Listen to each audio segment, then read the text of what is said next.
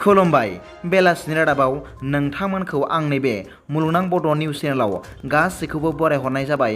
आसा खालामो नोंथांमोनहा गासैबो मोजाङै दं। बे समाव आं नोंथांमोननि सिगाङाव बेलासिनि मोननैसो खौरां लाना फैलायबाय। अन्नानै भिडिअखौ स्किप खालामाजासे जोबजासिम नायलांदो। दिनैनि बेलासिनि मोननैसो खौरांफोरा जाबाय। गिबि रादाबाव दं बर' हारिनि थाखाय गोजोनथाव बाथ्रा, मानोना बर' हारिनि माखासे खेला गेलेगिरिफोरनो आसाम सरकारा 3थि थाखोनि साख्रि होसिगोन होनना मिथिनो मोननाय जादों। बे खेला गेलेगिरि आइजोफोरनि मुंफोरा जाबाय सानमा ब्रह्म, अंकुसिता बर', रंगिला दैमारि आरो आनन्द कुमार नार्जारी। बिथांमोननो आसाम सरकारा 3थि थाखोनि साख्रि होनो थाखाय थि खालामबाय होनना मिथिनो मोननाय जादों। दिनै क'क्राझार साइ सेन्टाराव खुंगा 27थि अल आसाम इन्टार डिस्ट्रिक्ट उसु चेम्पियनशिप बादायलायनायाव रंगिला दैमारिया बाहागो लायो। आसाम सरकारा रंगिला दैमारिनो 3थि थाखोनि साख्रि होनो लानाय थांखिखौ जोबोद गोजोननाय फोरमायदों उसु गेलेगिरि रंगिला दैमारिया।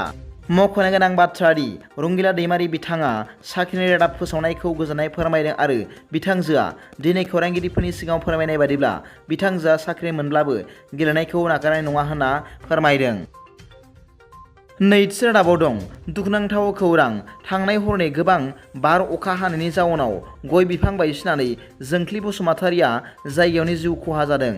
मख'नो गोनांदि चिरां जिल्ला रुनिखाता फरेस्ट रेन्जनि सिङाव थानाय दलफानि ओनसोलनि 2 नं सान्थिपारा गामिनि नेमसन बसुमतारिनि अनजालि बिसि जोंख्लि बसुमतारिया सेलेखा बाजाराव 5 रिंगासोआव मैगं फानना थांनाय समाव गोबां बार अखा हानायनि थाखाय गंसे न'खराव हाबना थाहैनो थांनायाव हरखाबै गय बिफाङा गोग्लैदेरनानै जोंख्लि बसुमतारिया जायगायावनो जिउ खहा जायो आरो सिलिप औवारिया जखम जादों होनना फोरमायदों।